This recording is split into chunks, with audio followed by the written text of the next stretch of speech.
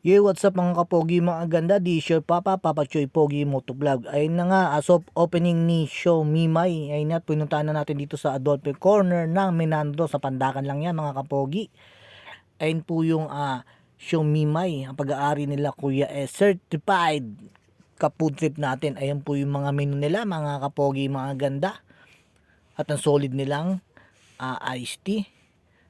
At ito po yung ating yung nagluluto ng pinaka-pogi nating SK, si Angelo. At meron din po sila mga beauty product. Ayan po, nasa likod nila makikita nyo po yung mga kanilang beauty product. At nabiyayaan po tayo niyan mga kapogi. Salamat sa inyo.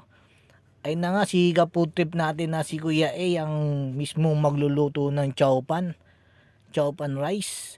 Ayun nga, seryoso sa pagluluto si Kuya A. Ayun, masinsin na pagluluto. At ito na nga yung atin fried noodles with 2 pieces na siomay. Ayan mga kapogi, para sa inyo mga kapogi, mga ganda, napaka-solid nito. Lapang.